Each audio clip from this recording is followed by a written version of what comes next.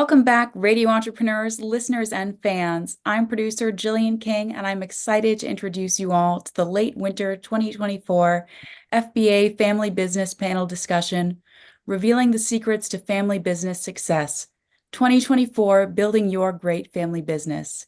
In this panel, we will be covering topics to help you build your great family business, including integrating the next generation into the family business, how family members adapted the business over time, the key to successful transitions, and a wealth of topics beyond.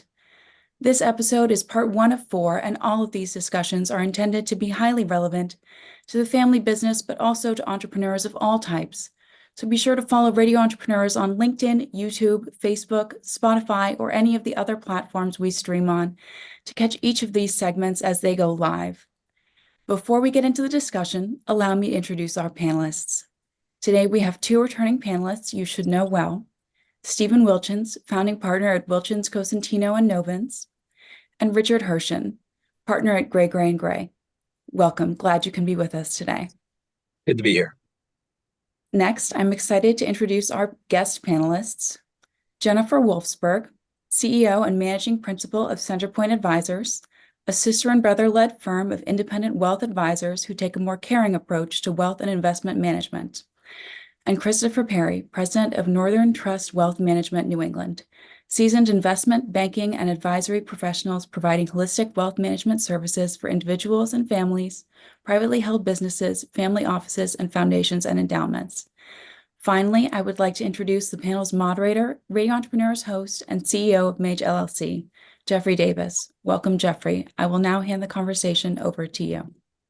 Thank you very much, Jillian. I appreciate the introduction, and welcome back to my panelists and guests. I look forward to speaking with all of you, and I'm glad that we've decided that this series for the Family Business Association is focused on the success of family businesses, because family businesses are the backbone of the U.S. economy. And I would think it has been the backbone of a lot of our businesses as professionals as well.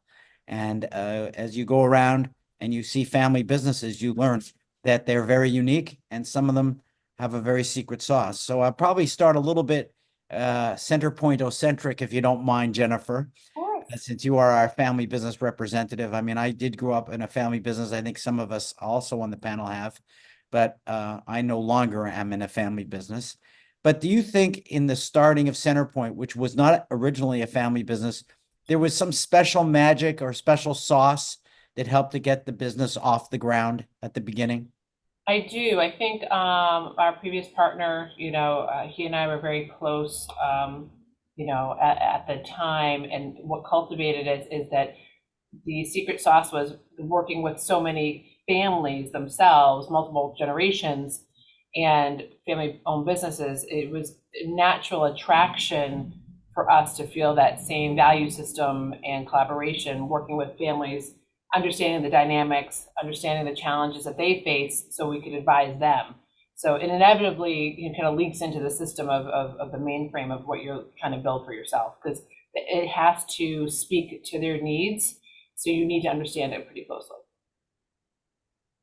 So your business has really adapted over time. It was not a family business, and then became a minority family business, and then a majority family business. Do you want to just explain to us about the entry of your family into the business and sort of the circumstances, and how that, I think, has benefited the delivery for Centerpoint, because you chose actively to make it a family business, and it's really worked to make it a better company. Yeah, it was something that was actually not on purpose in the beginning. It was something that, our firms and being in the business, starting at Tucker Anthony after I moved back to the Boston area, it was at this time of massive amounts, as everyone probably remembers, of consolidation between 2002 to 2005 of firms, the smaller Bostonian firms getting merged. And it was in 2005, early 2006, when Merrill Lynch purchased our last firm, that my previous partner and I just decided, okay, we have to go independent. It was not a fit for us to be in a large wirehouse at the time. Our clients were extremely loyal. They wanted to go. And it was a catalyst for us to start our own business. I was quite young at the time, unlike now. and back in 2006. And it was, you did it because out of necessity versus a planning mechanism. And so it kind of pushed us to that. Unfortunately, when 2008 occurred, obviously everyone knows what happened in 08, 09. My brother John was at Bear Stearns, and he was in middle markets institutional fixed income. It was an opportunity because I was doing all the trading and management of equity as well as fixed income. With his expertise, he came over with many of his clients, and it just immediately became a natural fit for us as a firm. John slowly started taking over all the fixed income management. Then eventually brought into the firm, and then over time was a staple to the fixed income markets and dealing with clients. And as that built out, as you can imagine, people got very conservative in nature in 08, 09, concerned about equity markets and fixed income. So it was a natural evolution of people wanting to having more interest in fixed income. So when that occurred, obviously he purchased into the firm, and over the years we built out the firm with additional team members, and eventually, bought out our previous partner many years ago, and have, John and I are partners together, and it was the perfect fit. It is a funny story. We get this question often. What's it like to work with your brother? What's it like to, collaboration? Even when we had our audit, everyone gets proactively audited in our industry. It went seamlessly, but I will tell you, the auditors at the very end were like, "All right, we got one last question," and after months and things like that, but okay, what's it like working with your brother? And the head auditor laughed. He's like, "You can't ask that." And he goes, "I'm just curious." And I was like, "Because we never get to see this." I said, "Tell you what, I'll leave the room. You can ask him alone first." That I want to know. So it has evolved. Then it was actually my idea to ask my nephew, John's son, to come into the business. But we also have, a brother-in-law, sister-in-law that are actively working here as well. So it is enmeshed in a lot of a family system that I would not trade for the world. So it sounds like you've really grown to include a lot of family members. I guess, maybe with your brother kind of being the first family member you hired. I'm curious what concerns you had about the family dynamic, and then what did you do to minimize those concerns or to make it work? Yeah, so I'll be honest with you. John was partners with my oldest brother at Bear Stearns.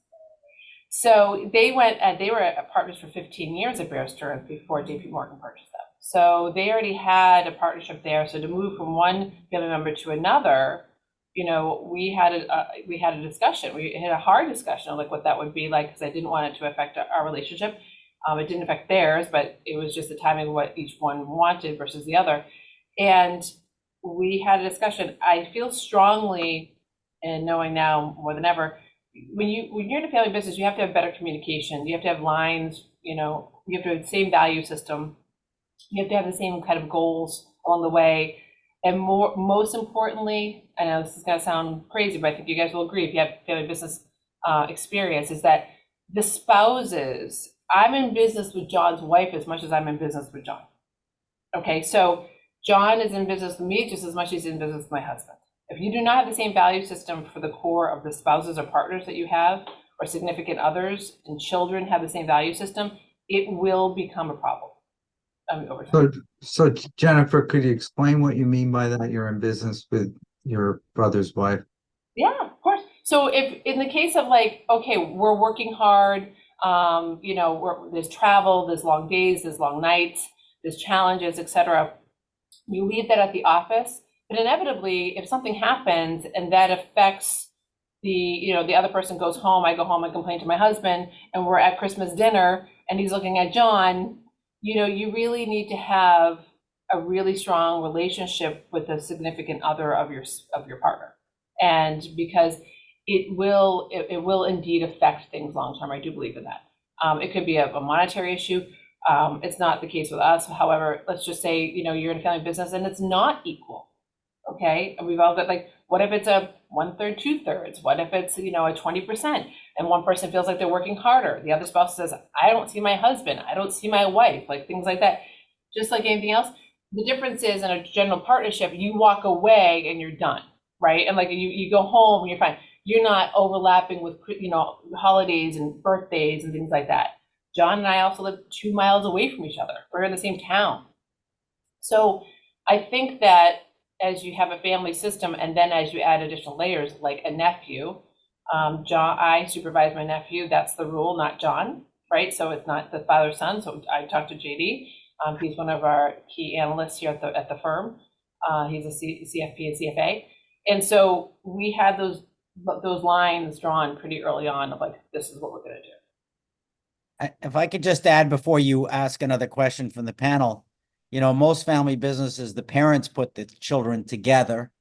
And in this particular situation, the children put themselves together.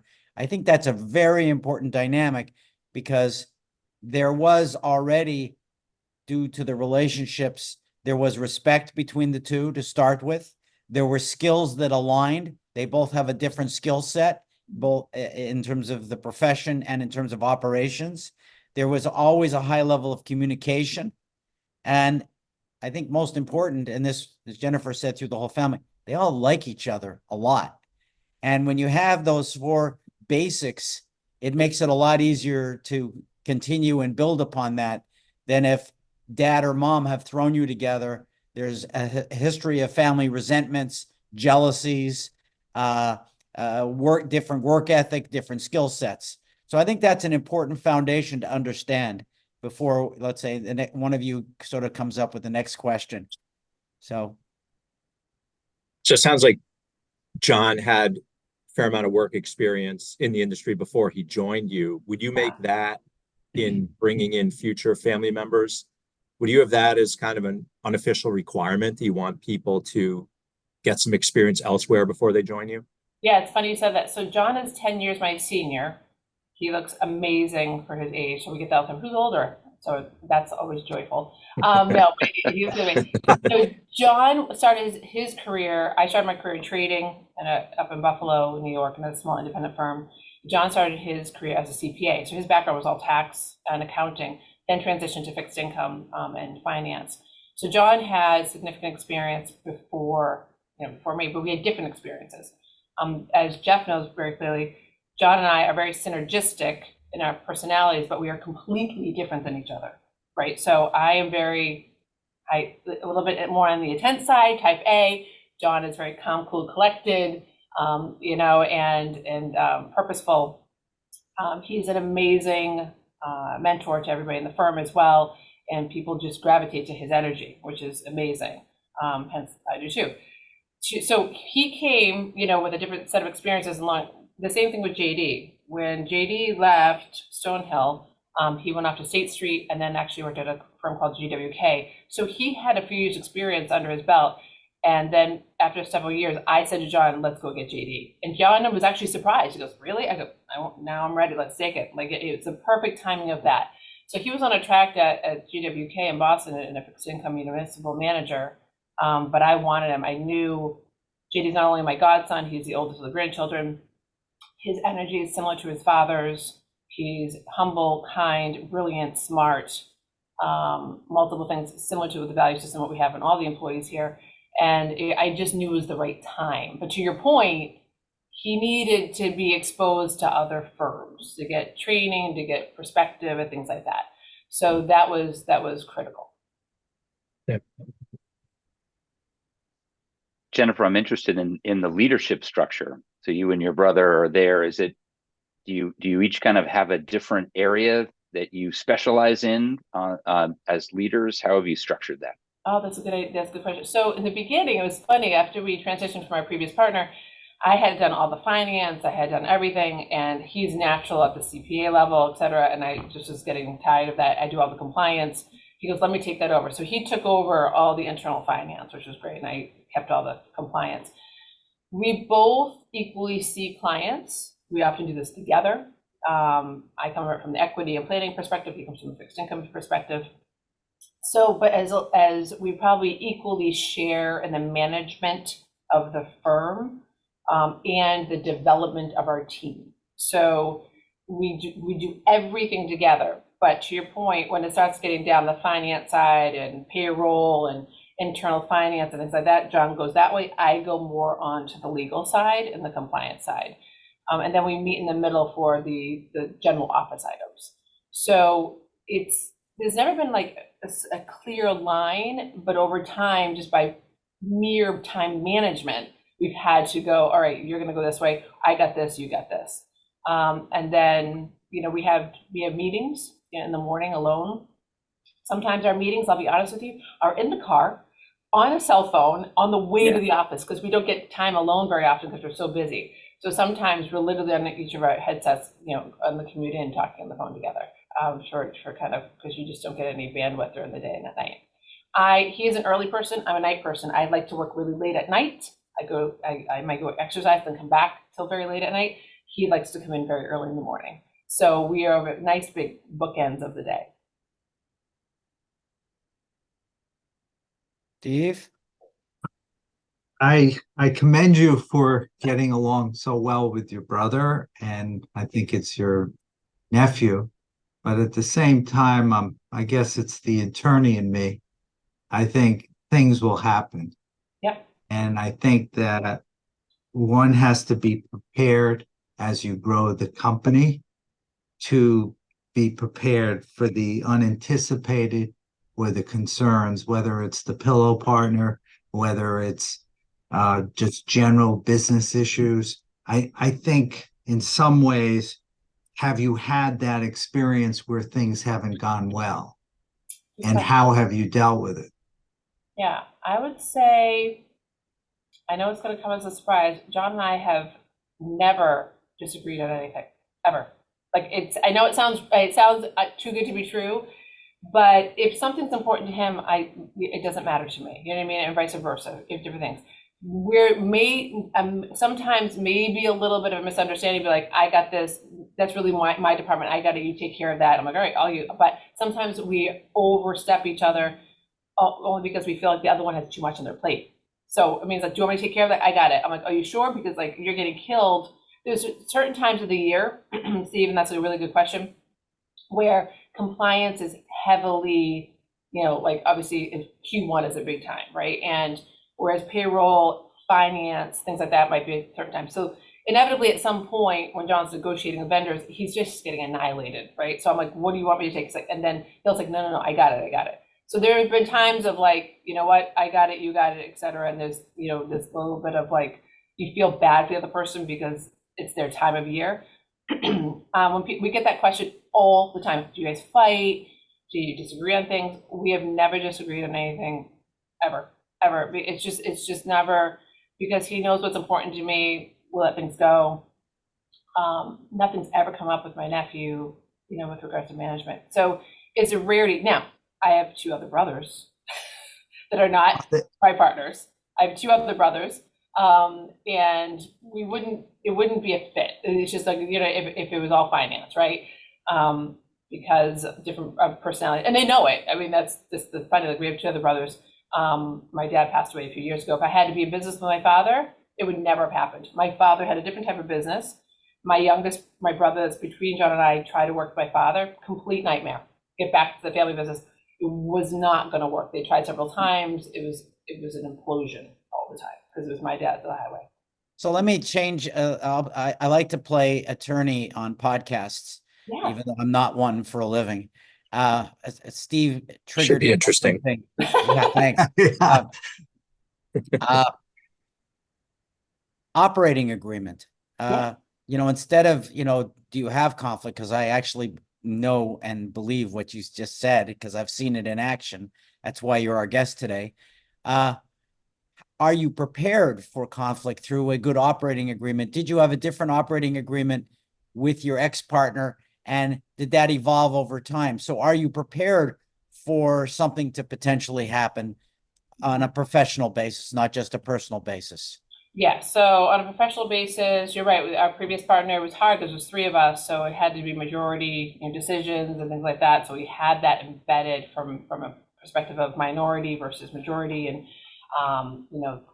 two couldn't outvote the other, et cetera, without an independent. And with our operating agreement as it is now, it's equal. So yes, something could definitely happen. It could be a stalemate. We could battle, about something. I don't foresee that happening, but to Steve's point, with the legal hat on, you never know, it could happen. we've been through a lot. Okay, we've been 17 years, of having the business together, over 15 plus years. We've seen everything from, family members in death, pandemic, obviously the market turmoil and multiple cycles, considerations of laying off people, not doing, expanding, retracting. I just feel like we've been through so much to stress tests. For example, pandemic hits. My dad at the very kickoff, had at the beginning of January, our dad of that year was diagnosed with cancer, died within 5 weeks. It was us driving back and forth to Cape Cod while I was on hospice, trying to figure out diagnosis, and it was like catching a falling knife. And we have services. 2 days later, everything shuts down. Team comes in, takes all the computers. We all remember this. No one knows what's going on. Everyone runs home with the computers. We're standing in the middle of the office looking at each other like, Dad just died. And under 5 weeks, there's some pandemic thing going on. We just sent everyone home with a computer. And we're standing in the middle of the office looking at each other going, what just happened?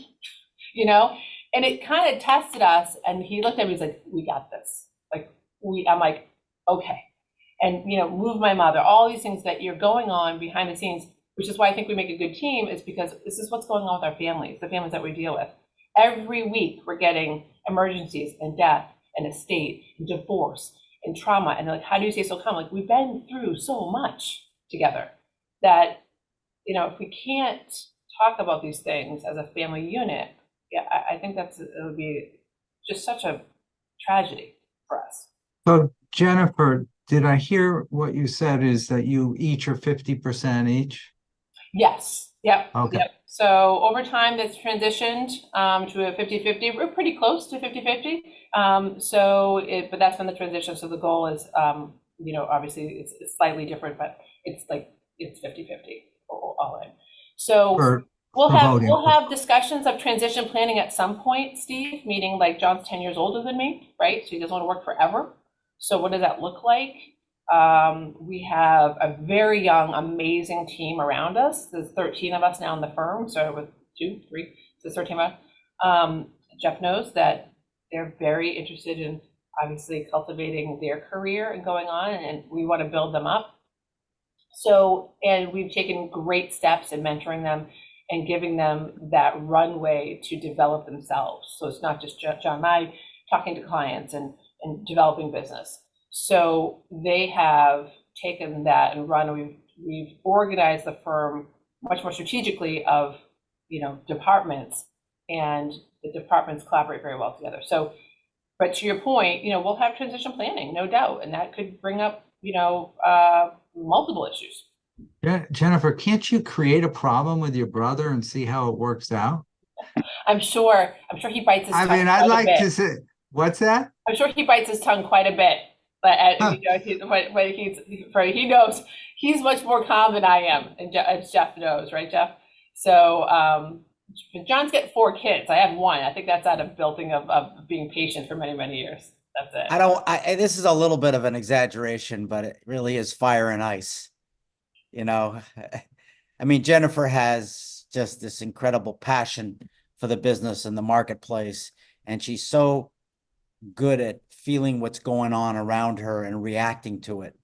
And John is just so great at processing information and integrating it in before his reaction. And it really is a model family business in that sense. But Jennifer, you sort of dropped the shoe earlier when you mentioned there are, besides JD, who's John's son, and you manage him, you touch that. There is another family in your business, but they're not, so you've been able to bring in other families into the business, and that works well also. And that is not typical either. Could you explain that for us also? Yeah, so funny thing is, Olga Katie, who's one of the principals and director of financial planning, she's been with the firm as an intern since day one. She's an intern, MBA program, came in, developed her over the many years, and her avenue is more financial planning. She handles all the financial planning, has a junior associate. It was, probably over 10 years ago that I said, look, I can't handle all the compliance level stuff anymore on my own plate. It's getting more and more and more. And she said, my brother-in-law is looking for a position. He's an attorney. I said, all right, sounds good. Like I knew Olga's husband. I said, would that be weird? She said, I don't think it'll be weird. I'm like, just let's talk to him. It was an instant fit. His background's legal. He didn't know compliance as it relates to securities compliance, but he's a voracious reader and learner, and also, amazing personality, of curiosity and a dynamic. And he took over, he works directly with me on the compliance side and technology side. So they've worked together closely now for many years, and she is an only child. He has one brother and a sister. They live near each other. So they are just like John and I, they're with each other all the time, family events, things like that. And Matt has the horrible job, if anyone knows compliance, of saying no to everybody. No, can't do it. No, tomorrow, we shouldn't do that, whether it's marketing, whether it's don't forget the disclosure, whatever. Poor guy always gets no one likes the compliance people, right? But he is entrepreneurial in nature at the same time too. So he's always looking for solutions. So, but that was an added dynamic, okay, now we have another family member going on at the same time. So that was interesting. And then, but a couple of our other employees are also, their mothers and fathers and families have family businesses. So while they're not in the family business and they're not, the family's not in finance, they come here with a really strong understanding of how difficult it can be with a family business and how to navigate that. Also, what the cost to run that, they're not like, let's go buy lunch every day, let's go this. All of my people that have family businesses or experience with that, they're like, I found this great deal. Oh, we don't need to get lunch. They're always very cognizant of costs and each other because that's what they were brought up around. So it's really accidentally really helped quite a bit from their experiences too. But they do, as you're talking and I'm listening, because I do know some of the characters, they do align to what we mentioned earlier, to the similar sense of values that you and Jonathan brought, and that was respect, skill alignments, but different skills from each other. They do communicate very well with each other, and likability. I would even say it's more than likability. They both sort of adore each other. Yeah. There's just, every time I've talked to them, there's just such a deep affection and caring for each other, even though they couldn't be more different. No, and I'm glad you said that. So the challenge in key, I think what I've learned as a leader for the firm is that depending on the department, everyone's personality is completely different. Somehow it mixes well with each other. I'm not going to say there's not challenges at times when people are, trying to balance different things. But the funny thing is, every single person in this department, excuse me, the firm is completely different, just like John and I are, but they're synergistic. So they fill each other's voids. What the best part is, which brings John and I such happiness, is, when somebody has a sick child at home, everyone's like, I got it, you go home, I got it. They're always looking out for each other because they know in the end, I got this, you got this, I'm covering for that. And what's better as the firm has developed, which brings us such joy, is that someone will come in and go, I'm going to stay late on Friday. Is it okay if I let everyone leave? I'm going to cover so they can go. I go, oh, okay, you're going to cover. Yeah. Why didn't you try to start early for the holiday or whatever? And I told that because, so-and-so has little kids and I don't. So let them go. I'm like, it's so nice. And I'm like, as leader, I'm like, no, I got this. And I'm like, no, let them do that. Right. So I'm like, yeah, absolutely. I love that idea, And so that's been kind of rewarding for me and John to see how that's developed, which is really nice. Well, sounds like there's just a great culture at your company, from the top down. And one of the things I noticed just in many things you said, that it seems pretty egoless.